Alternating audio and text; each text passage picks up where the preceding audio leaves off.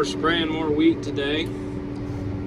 Just a little herbicide and fungicide. This stuff is looking really, really good down through there. It's nice and dark green, nice and thick, so hoping to have a decent wheat crop. I got another patch down there I gotta hit. I don't know, I got maybe 20, 30 acres left. I don't know how much is left. I think I'm gonna have a little bit extra in the tank because I still got 470 gallon, and I've got running right at 12 gallon an acre. So really enjoying this sprayer. It's pretty fun to run. Get this set up here and we're ready to take off. So yeah, it's going well. It's fun running machine. Really laying it out there, 12 gallon an acre. I can run as fast as I want, but I'm only running about 10 mile an hour just because this ground is pretty rough. It's a little windier than I'd like it today, but there's not really anything I've got to worry about out here, especially with what I'm spraying. So I am gonna go, if I keep spraying this afternoon, there's a tree. If I keep spraying this afternoon, I'm gonna go to bigger droplet size nozzle and definitely run a little more Loctite. But since I'm spraying against the edge of the field here, I'm gonna quit recording before I snap a boom off. So but yeah, the wheat looks pretty good. I'm pretty happy with how it looks so far, so hopefully it'll be fun to combine. Well, my new head cart came in. It's a 4-wheel steer one. This one actually isn't my head cart, but since it came in and we're not doing anything else, it's too windy to spray. I've decided that. And it's cold, and it's not gonna work very well when it's cold. And it's sprinkling on and off and supposed to rain a bunch, and it's just not ideal for spraying. So I figured I was gonna get the combine out and put the new bean head on the new head cart. That way, the guy that I bought, so I ordered that 4-wheel steer head cart, and I bought it off a guy that sells a bunch of them, so he let me use this one for the time being. That way my bean head could sit in a shed, so it's got to go back to him. So we're gonna get hooked up here to the new head, and I'm gonna hook it up and see if it works or not. All right, well, it's time to put it on the 4-wheel steer cart. I don't know if you can see it or not, probably not. Everybody's showing up now. Well, there she is on the new head cart. Being 4-wheel steer, it's pretty nice. It just trails right behind you. It's a large head for sure. Well, that side looks pretty good. This side, not so much. I gotta say, I've gotten pickups hung up before, but I've never had one quite that bad. That was interesting. It was all the Mini wanted to do to get it out. Let's put it that way. Well, we had an incident today, but we're getting her now.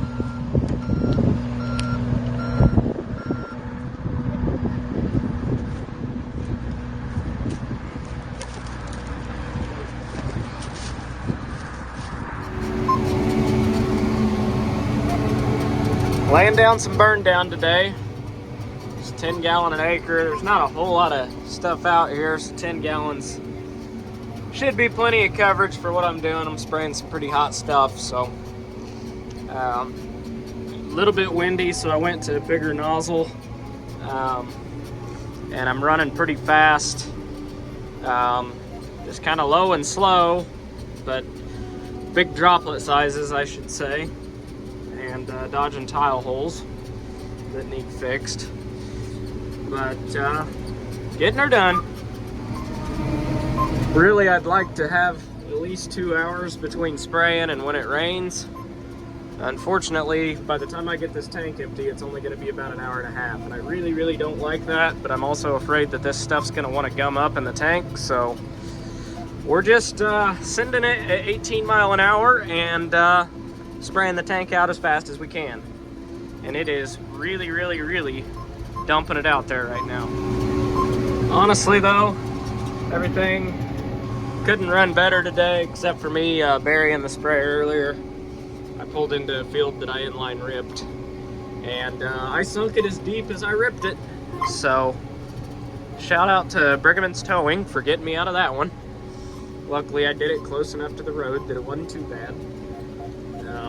So I got out, came to a field that I haven't ripped, and wouldn't you know, I haven't left a track in this entire field. So that's 120 acres done. We're done with this farm. Basically where that hill's clear, up to the highway, some half-mile long rows. So pretty good running here. Got it knocked out. So now we're gonna get folded up here and head to the next one and get this tank empty. Well, we beat the rain, at least for now. Knocked out a little over 200 acres in about 3 hours. So really, really good time, honestly. So we're folding up now. Gonna put it in the shed, and it'll rain when it rains. It's supposed to start at 8 o'clock today, and it's like 5 o'clock now and hasn't rained yet. So we've backed it down to a ½ inch. We'll see what we get, but yeah, if it rains, it rains. It just really doesn't get much better than this. 17 mile an hour, good running out here. Just letting her eat, flat covering some acres. The road's closed. I just sprayed that field there. I'm spraying on the state ground today. But I used to work for the state, and if I recall, the field I'm trying to get to, I can get to if I turn right up here, I think. There's a little goat path that leads to it, so. They've got the whole culvert out, so I'm definitely not crossing it. But that doesn't mean we can't get there still. So, gonna try and figure out our way around here.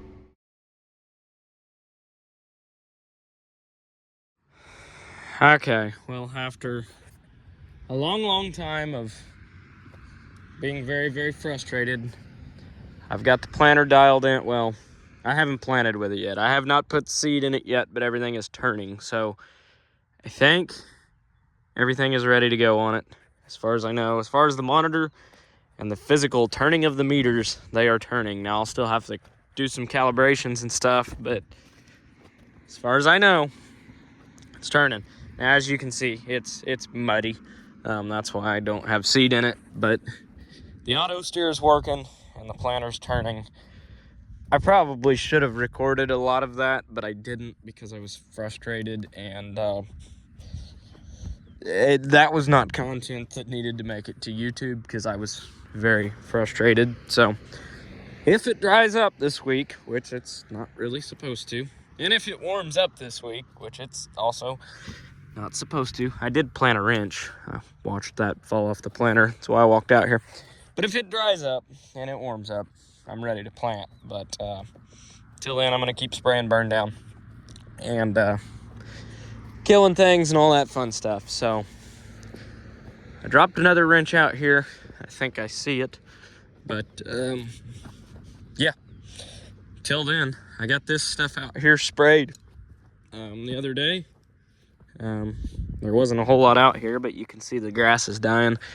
It's got residual in it, so it'll keep anything from growing out here. But fairly clean field. Actually did work this field, but you can't tell now. It's had a lot of rain on it since then. But the weeds, as you can see, they're turning brown and dying like they're supposed to. So burn down's been working. Yeah, just patiently waiting on the weather at this point, and if it'd warm up and dry up a little bit, I'd be putting some beans in the ground for sure. Long story short, what I had going on with the planter, it's a mechanical meter hydraulic drive, which means the meters are still mechanically driven. Well, no, they're not. They're hydraulically driven, but they're mechanical meters. It's not a vac planter, basically. If you know what a vac meter is and a mechanical meter, you know what I'm talking about. But it's hydraulic drive, so the shaft that has all the sprockets that drive each individual row unit are driven by a hydraulic motor. The reason for that over mechanical is with the hydraulics, you've got a motor, a hydraulic motor that's turning a sprocket, that's turning all those seed meters. So the advantage to a hydraulic drive is I can variable rate seed because the monitor is controlling the solenoid that is on the hydraulic drive motor, which in turn the monitor's controlling the population of the row units, how fast they turn, essentially.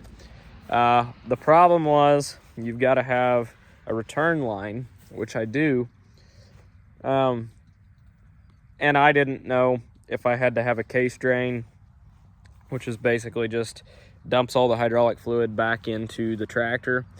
As it turns out, you don't, but if that's the case, you have to have a special type of end on that hydraulic hose, and I didn't have that end on it. Prior to me owning this planter, the people that were running this planter had a case drain, which is pretty standard on most tractors, I think, anymore. At least any of them that are on a planter mostly have them. So this tractor does not. So I thought I was going to have to add one. Turns out Kenzie actually makes a fitting that goes on the end of that hydraulic hose that lets it bleed off hydraulic fluid, put it back in the tractor, but not, how do I put this? It's not pressurized. It's a zero pressure hose. It just free flows back into the tractor like a case drain would. It's essentially just draining the hydraulic fluid because you've got flow one way to go turn that hydraulic meter or hydraulic motor that turns the meters, but that flow has to come back. So that was my problem. It was not getting the right amount of flow back. It was pressurizing itself, so it wouldn't turn the meters. That was my problem all along. So it was stupid simple. All it was changing the end on a fitting, or on the changing the end fitting on a hydraulic hose. I can't talk, but anyhow, that's all it was. I mean, $60 later, it's working like a champ. But I fought the monitor. I thought it was a wiring issue. I thought it was a monitor issue. Kenzie thought it was an ag leader thing. Ag leader thought it was a Kenzie thing. It was just a whole lot of chasing things down, but turns out that's all it was. I haven't been recording a lot lately. The sprayer gave me fits today. I've got a electric valve on it that controls one of the section shutoffs, so it's got it's got 7 section shutoffs, so when I overlap where I've already sprayed, it kicks those out. Well, one of them's not kicking on at all, so I caught that today. Not real sure why it's doing it, but it is. So I've got to figure out where I can get a new T-jet solenoid, or I don't know, maybe it's a valve, I don't know. But need to test wires, make sure that they're getting voltage, and that's not a wiring issue before I go and get the solenoid, but that happened about an hour ago. More bad news, the 9380 that I just bought.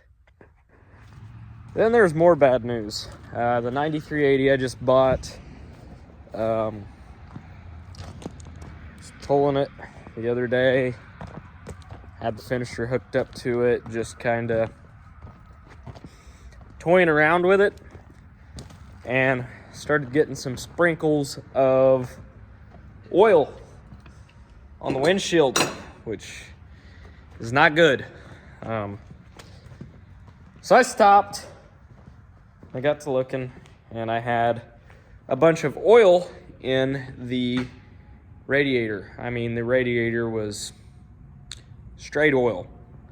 So got to looking, got to digging around, and I believe that the oil cooler's gone bad on it. Got a buddy that's going to work on it. Got it over to his place right now. It wasn't running hot, and if it is just the oil cooler, it would put oil in the antifreeze, but it wouldn't put antifreeze in the oil if that's the case. We think it is. So I ran it over to him, not too far of a drive, just kind of babied it over there, got it to him, and they're going to pressure test that, make sure that that is the case. But I have the oil cooler already. I also ordered a set of head gaskets just in case. That motor is new. It's a reman. It's got 20 some hours on it, so shouldn't be having any issues, but I think the oil cooler just failed. So that's about $300 plus the labor, time, cases of beer that it takes to have that fixed. So hopefully, I think that the oil that was leaking or getting blown all over I think it was the radiator actually overflowing oil, and it was coming out the radiator cap and getting onto the fan, I believe. So we think that's the issue. We hope that's the issue. If it's not, we'll get it fixed. He's pretty good. Those N14 Cummins are fairly easy to work on. So hopefully we get that lined out soon, because I am going to want that tractor very, very shortly. But right now it is way too wet to be using it anyhow, so we're not. But yeah, I am a little concerned about that, but it sounds like it's all going to be okay. So that's the update on the 9380. It is currently not here. It is being worked on. Other than that, it seems to run and drive as it should. It's just a little disheartening to have that happen 2 hours in, but I'd much rather it happen 2 hours in than 2-3 weeks from now when I need it like that. So that's the update around here. Well, $400 later for a couple electric valve deals, and $300 later for some Haggy nozzle bodies. And I think the sprayer is going to be good to go again. Made a Walmart trip. We are ready for spring with all the healthy snacks and more healthy snacks. But hey, we got the healthiest snack all, and more and more. Hot dogs, cheese, and Little Debbie cakes. I think we're ready for spring. Sprayer's greased, oil's been checked, fluid's all good, airline's fixed. So the only thing I saw was a couple small cracks on one side of the boom, but they're not bad at all.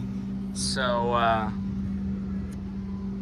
hopefully they don't get worse, but I am gonna weld them up so they don't. They're pretty minor right now, so I don't want them to get worse. But anybody that says they've never cracked a sprayer boom's lying, because they all do. I don't care who they are.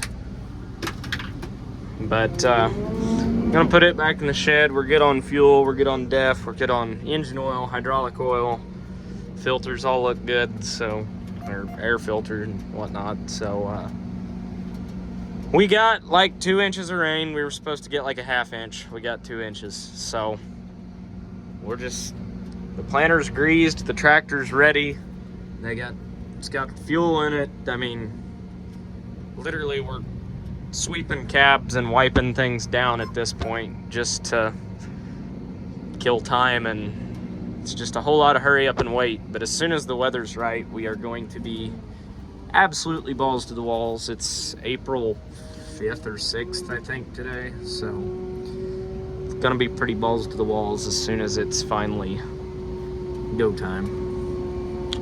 I'm watching this corner very closely because I don't know if you can tell or not, but that corner of that boom will catch those posts if I'm not careful. So, but I'm also trying to get far enough over that I can get the semi out, or get the semi back in here. And I gotta show you guys the Volvo because it got new aluminum rims and brand new tires put on it today, so it looks very, very good. I'm actually gonna not buy the Kenworth I was talking about. I talked myself out of it. I'm glad I did, because yeah, Kenworths are cool trucks, but that Volvo's extremely reliable and has given me absolutely no reason to get rid of it. So I'm not going to. But anyhow, we're gonna pull that thing in the shop, go over it and grease it, and get it ready to go. And then I'm gonna give Jake some driving lessons on it. He's started working for me and doing a really good job, but I'm gonna need a semi driver every now and then, so I'll start giving him some driving lessons with it.